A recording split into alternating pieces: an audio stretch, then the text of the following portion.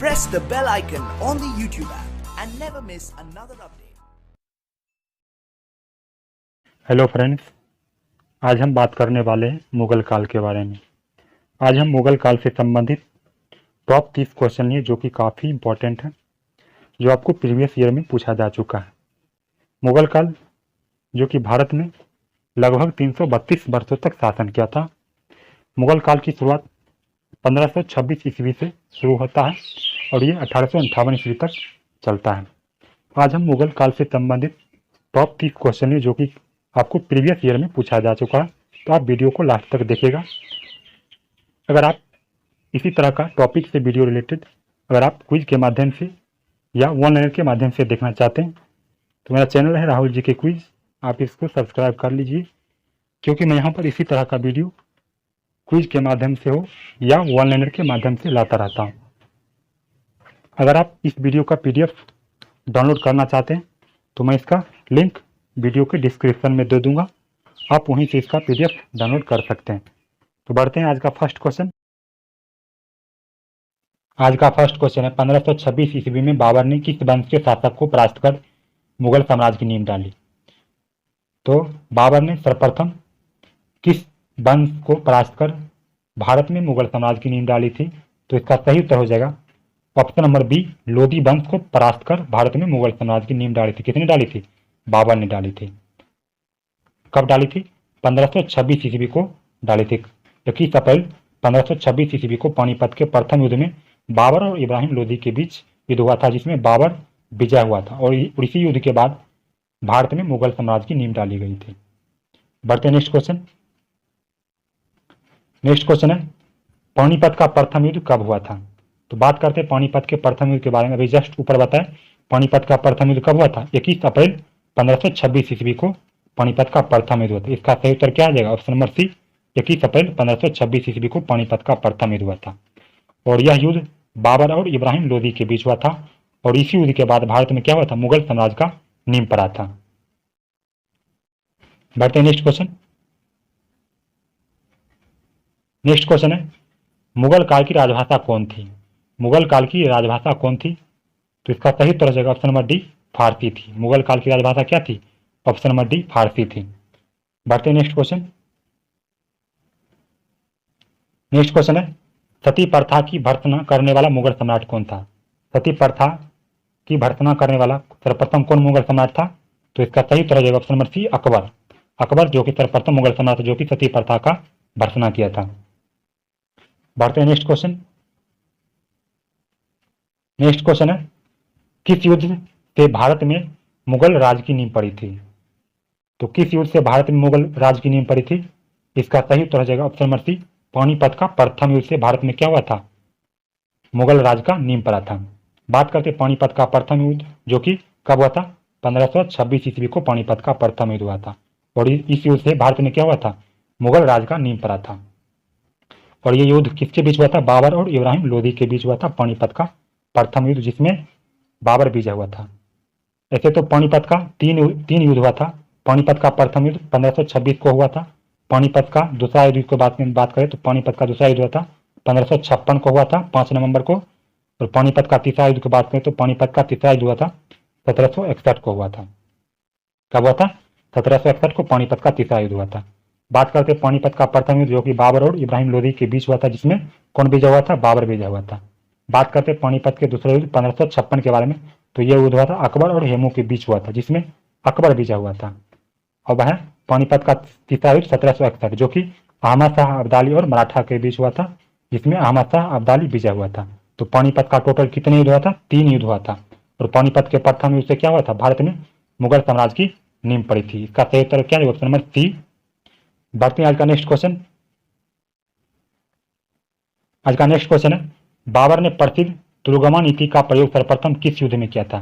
तो बाबर ने सर्वप्रथम तुलगमा नीति जो कि तुलगमा नीति एक युद्ध लड़ने की कला थी, बाबर ने इसका प्रयोग सर्वप्रथम किस युद्ध में किया था? तो इसका सही उत्तर हो जाएगा ऑप्शन नंबर सी, पानीपत के प्रथम युद्ध में बाबर ने तुलगमा नीति का उपयोग किया था। बढ़ते हैं नेक्स्ट क्वेश्चन। नेक्स्ट क्वेश्चन है भारत में ग्रांड ट्रंक रोड बनवाई थी, किसने बनवाई थी? बात करते हैं भारत में ग्रांड ट्रंक रोड किसने बनवाई थी? तो इसका सही उत्तर हो जाएगा option number B, Sher Shah Suri ने भारत में ग्रांड ट्रंक रोड बनवाई थी। बात करते हैं ग्रांड ट्रंक रोड के बारे में। तो ग्रांड ट्रंक रोड 2500 साल पुराना है और 2500 किलोमीटर लंबा भी है। क्या है? 2500 साल पुराना है और 2500 किलोमीटर क्या है? लंबा भी है। और ग्रांड ट्रंक रोड को शेरशाह सूरी ने 1542 ईस्वी में बनवाया था। कब बनाया था? 1542 ईस्वी में ग्रांड ट्रंक रोड को शेरशाह सूरी ने बनवाया था। बात करते हैं ग्रांड ट्रंक रोड के बारे में। तो grand trunk road Bharat, Pakistan, Bangladesh और अफगानिस्तान तक क्या हुआ? फैला हुआ है। बढ़ते हैं आज का नेक्स्ट क्वेश्चन। नेक्स्ट क्वेश्चन है, किस युद्ध में जीतने के उपरांत बाबर ने खजाने का मुंह अमीरों, सगे संबंधी आदियों के लिए खोल दिए और इस उदारता के लिए उन्हें कलंदर की उपाधि दी गई? तो किस युद्ध के जीतने के बाद बाबर ने खजाने का मुंह अमीरों, सगे संबंधियों आदियों के लिए खोल दिया और इस उदारता के कारण ही उसे कलंदर की उपाधि दी गई? तो ये था युद्ध। ऑप्शन नंबर ए इसका सही उत्तर हो जाएगा। पानीपत के प्रथम युद्ध के बाद भारत ने खजाने का मुंह अमीरों और सगे संबंधियों के लिए खोल दिया और इसी उदारता के कारण बाबर को कलंदर की उपाधि दी गई थी, जो कि पानीपत के प्रथम युद्ध जीतने के बाद हुआ था। बढ़ते हैं नेक्स्ट क्वेश्चन। नेक्स्ट क्वेश्चन है, गुजरात विजय की यादगार में अकबर ने किसका निर्माण करवाया था? तो गुजरात विजय के निर्माण में अकबर ने ऑप्शन नंबर बी बुलंद दरवाजा का निर्माण करवाया था। इसका सही उत्तर क्या है? ऑप्शन नंबर बी बुलंद दरवाजा का निर्माण करवाया था। बात करते हैं बुलंद दरवाजा के बारे में। तो बुलंद दरवाजा जो कि उत्तर प्रदेश के फतेहपुर सीकरी में पड़ता है और इसका निर्माण 1602 ईस्वी में अकबर के द्वारा करवाया गया था। बढ़ते हैं नेक्स्ट क्वेश्चन। नेक्स्ट क्वेश्चन है, बाबर मूल रूप से कहां का शासक था? बाबर मूल रूप से कहां का शासक था?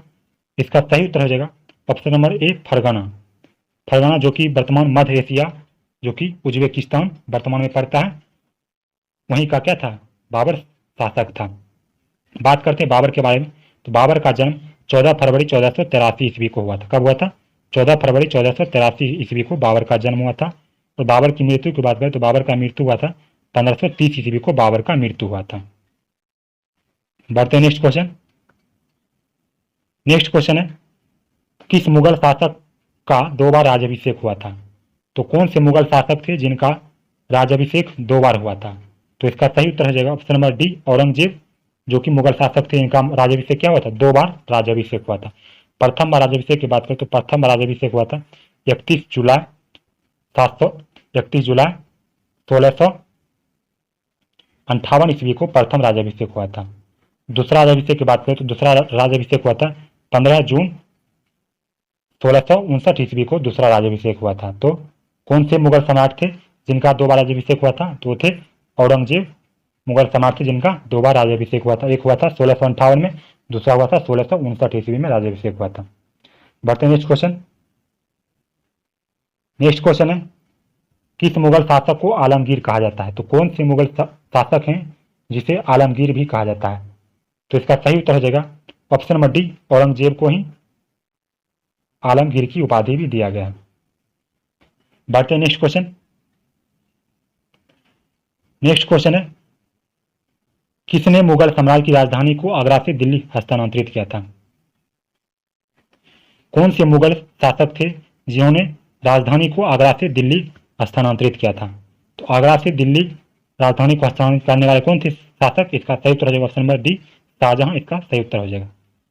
बात करते हैं शाहजहां के कार्यकाल के। तो शाहजहां का कार्यकाल हुआ था 1628 से 1658 के बीच इनका कार्यकाल रहा था और इन्होंने ही राजधानी को आगरा से दिल्ली हस्तांतरित कर दिया था और ये 1638 ईस्वी में हस्तांतरित किया था। कब किया था?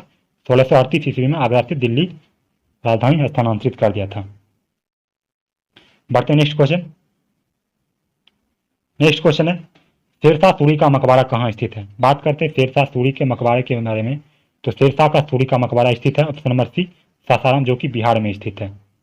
बात करते हैं शेरशाह सूरी के मकबरे के बारे में। तो शेरशाह का सूरी का मकबरा जो कि अष्टकोणीय है। कैसा है? अष्टकोणीय है और इसको इनके पुत्र इस्लाम शाह के द्वारा पूरा किया गया था। कब पूरा किया गया था? तो 1545 ईस्वी को इसके पुत्र इस्लाम शाह सूरी के द्वारा पूरा किया गया था और ये मकबरा कैसा है? अष्टकोणीय है, जो कि बिहार में सासाराम में स्थित है। बढ़ते हैं नेक्स्ट क्वेश्चन। नेक्स्ट क्वेश्चन है, अकबर के शासनकाल में भू राजस्व सुधारों के लिए कौन उत्तरदायी था? अकबर के शासनकाल में भू राजस्व सुधारों के लिए कौन उत्तरदायी था? तो इसका सही उत्तर हो जाएगा option number B, Todarmal. Todarmal जो कि अकबर के नवरत्नों में शामिल था और यही क्या थे, भू राजस्व सुधारों के लिए उत्तरदायी थे। बढ़ते हैं नेक्स्ट क्वेश्चन। नेक्स्ट क्वेश्चन है, दीन ए इलाही नामक नया धर्म किसके द्वारा शुरू किया गया था? तो दीन ए इलाही नामक नया धर्म किसके द्वारा शुरू किया गया था? कौन से शासक थे? मुगल शासक। इसका सही उत्तर हो जाएगा ऑप्शन नंबर सी, अकबर के द्वारा दीन ए इलाही नामक नया धर्म की शुरुआत की गया था। और ये कब शुरुआत किया गया था? ये 1582 ईस्वी को शुरुआत किया गया था। और एक और क्वेश्चन है, दीन ए इलाही का प्रथम अनुयायी कौन था? तो प्रथम अनुयायी इनके थे बीरबल थे। बढ़ते हैं नेक्स्ट क्वेश्चन। नेक्स्ट क्वेश्चन है, निम्नलिखित में कौन अंतिम मुगल सम्राट थे? निम्नलिखित में कौन अंतिम मुगल सम्राट थे? तो अंतिम मुगल सम्राट कौन थे? इसका सही उत्तर हो जाएगा ऑप्शन नंबर सी, बहादुर शाह द्वितीय।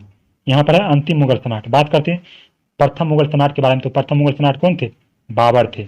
बाबर जो कि भी आप फर्स्ट में पढ़ेंगे कि भारतीय मुगल साम्राज्य के संस्थापक कौन थे? बाबर थे, जो कि 1526 ईस्वी में इब्राहिम लोदी को हराकर भारत में मुगल साम्राज्य की नींव डाली थी। तो प्रथम मुगल सम्राट कौन थे? बाबर थे। और अंतिम मुगल सम्राट कौन हुए? बहादुर शाह द्वितीय हुए। बढ़ते हैं नेक्स्ट क्वेश्चन। नेक्स्ट क्वेश्चन है, अकबर के शासनकाल में महाभारत का फारसी में अनुवाद किया गया था और वह किस नाम से जाना जाता है? अकबर के शासनकाल में महाभारत का क्या हुआ था? फारसी में अनुवाद हुआ था और वह किस नाम से किया गया था? तो इसका सही उत्तर हो जाएगा ऑप्शन नंबर बी, रज्जमनामा के नाम से क्या हुआ था? फारसी में अनुवाद किया गया था। बात करते हैं रज्जमनामा, जो कि इनका एक और नाम है जंग की किताब। क्या है? जंग की किताब ही इसे कहा जाता है और ये बदायूनी के द्वारा किया गया था फारसी में अनुवाद। बढ़ते हैं नेक्स्ट क्वेश्चन।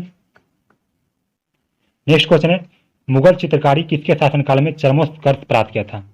मुगल चित्रकारी किसके शासनकाल में चरमोत्कर्ष प्राप्त किया था? इसका सही उत्तर हो जाएगा option number C, Jahangir. Jahangir का एक ऐसा शासनकाल था जिसे मुगल चित्रकारी का स्वर्णकाल भी कहा जाता है। तो इसका सही उत्तर क्या है? Option number C, Jahangir. Jahangir के काल को क्या कहा जाता है? मुगल काल में चित्रकला का क्या कहा जाता है? स्वर्ण काल कहा जाता है। बढ़ते हैं नेक्स्ट क्वेश्चन। नेक्स्ट क्वेश्चन है, दिल्ली के लाल किले का निर्माण किसने करवाया था? तो दिल्ली के लाल किले का निर्माण किसने करवाया था? इसका सही उत्तर हो जाएगा ऑप्शन नंबर डी, शाहजहां के द्वारा दिल्ली के लाल किले का निर्माण करवाया गया था। और ये कब करवाया गया था? 1648 ईस्वी में करवाया गया था। और इसके आर्किटेक्ट की बात करें तो लाल किले का आर्किटेक्ट था उस्ताद अहमद लाहौरी थे। और दिल्ली के लाल किले पर ही हर एक साल भारत के प्रधानमंत्री के द्वारा 15 अगस्त को झंडा फहराया जाता है। बढ़ते हैं नेक्स्ट क्वेश्चन।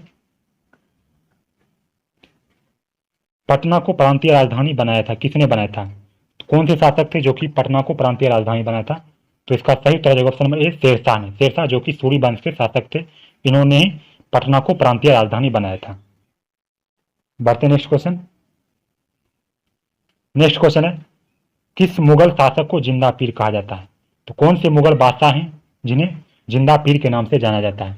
तो इसका सही उत्तर है ऑप्शन नंबर बी, औरंगजेब, जो कि ये मुगल शासक थे, इन्हें क्या कहा जाता है? जिंदा पीर के नाम से भी जाना जाता है। बढ़ते नेक्स्ट क्वेश्चन। नेक्स्ट क्वेश्चन है, किस बादशाह के अंतर्गत मुगल सेना में सर्वाधिक हिंदू सेनापति थे? तो कौन से मुगल बादशाह थे जिनके अंतर्गत सर्वाधिक हिंदू सेनापति थे? तो इसका सही उत्तर हो जाएगा option number D, Aurangzeb. Aurangzeb के शासनकाल में क्या थे? सर्वाधिक हिंदू सेनापति थे। बढ़ते नेक्स्ट क्वेश्चन। आईने अकबरी एक महान ऐतिहासिक कृति निम्नलिखित में से किसके द्वारा लिखी गई थी? आईने अकबरी एक महान ऐतिहासिक कृति है जो किसके द्वारा लिखी गई? इसका सही उत्तर हो जाएगा ऑप्शन नंबर ए, अबुल फजल के द्वारा आईने अकबरी का निर्माण किया गया था। तो इसका सही उत्तर क्या होगा? ऑप्शन नंबर ए, अबुल फजल के द्वारा आईने अकबरी का निर्माण किया गया था। बढ़ते हैं नेक्स्ट क्वेश्चन। नेक्स्ट क्वेश्चन है, मुगल प्रशासन व्यवस्था में मनसबदारी प्रणाली को किसने प्रारंभ किया गया था? मुगल प्रशासन व्यवस्था में मनसबदारी प्रणाली को किसने प्रारंभ किया था? तो इसका सही उत्तर हो जाएगा ऑप्शन नंबर बी, अकबर के द्वारा मनसबदारी प्रथा को शुरू किया गया था। बात करते हैं मनसबदारी प्रथा जो कि 1575 ईस्वी में शुरू किया गया था। किसके द्वारा? अकबर के द्वारा शुरू किया गया था मनसबदारी। बढ़ते हैं नेक्स्ट क्वेश्चन। नेक्स्ट क्वेश्चन है, वर्ष 1526 ईस्वी में लड़ी गई पानीपत की पहली लड़ाई बाबर और कौन वर्ष 1526 ईस्वी में लड़ी गई पानीपत की पहली लड़ाई में बाबर से कौन पराजित हुआ था? तो 1526 ईस्वी में लड़ी गई पानीपत की पहली लड़ाई में बाबर से कौन पराजित हुआ था? तो इसका सही उत्तर हो जाएगा option number B, Ibrahim Lodi. आपको फर्स्ट क्वेश्चन में बताए हुए कि पानीपत के प्रथम युद्ध से क्या हुआ था? भारत में मुगल साम्राज्य की नींव पड़ी थी। और पानीपत का प्रथम युद्ध किसके बीच हुआ था? बाबर और इब्राहिम लोदी के बीच हुआ था, जिसमें कौन विजय हुआ था? बाबर विजय हुआ था। तो इसका सही उत्तर क्या आ जाएगा? Option number B, Ibrahim Lodi क्या होता है? पराजित हुआ था। बढ़ते नेक्स्ट क्वेश्चन।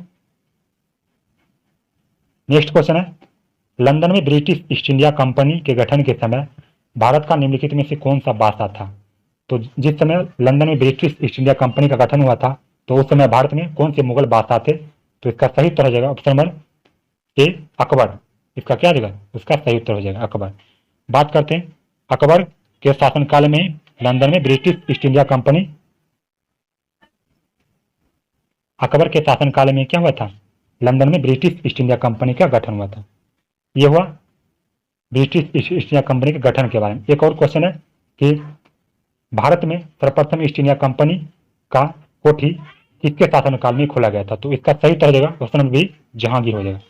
ऐसा क्वेश्चन आएगा कि भारत में सर्वप्रथम किस मुगल काल के शासनकाल में सर्वप्रथम ईस्ट इंडिया कंपनी अपना भारत में सर्वप्रथम कोठी खोला था? तो वो होगा जहांगीर। लेकिन यहाँ पर क्वेश्चन है, लंदन में ब्रिटिश ईस्ट इंडिया कंपनी के गठन के समय भारत का निम्नलिखित में से कौन सा बादशाह था? तो उस समय बादशाह थे ऑप्शन नंबर क्या देगा? अकबर। इसका सही उत्तर हो जाएगा। तो क्वेश्चन ऐसे भी घुमाकर पूछा जा सकता है। बढ़ते नेक्स्ट क्वेश्चन। नेक्स्ट क्वेश्चन है, जहांगीर को कहाँ दफनाया गया? तो जहांगीर को कहाँ दफनाया गया? तो इसका सही उत्तर हो जाएगा ऑप्शन नंबर सी, लाहौर। इसका सही उत्तर क्या है? ऑप्शन नंबर सी, लाहौर में जहांगीर को दफनाया। लाहौर के पास शहादरा में रावी नदी के किनारे दफनाया गया था।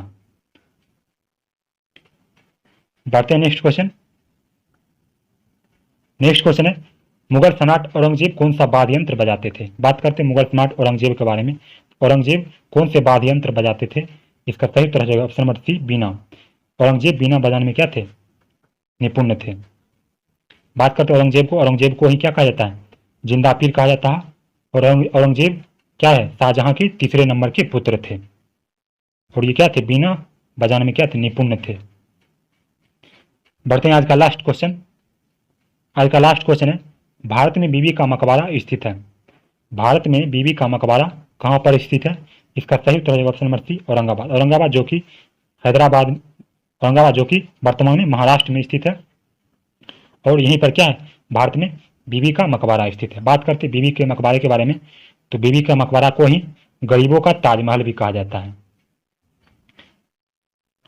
और इनका निर्माण औरंगजेब के बेटे आलम शाह ने ताजमहल से प्रेरित होकर अपनी मां दिलरास बानो बेगम की याद में बनवाया था। किसने बनवाया था?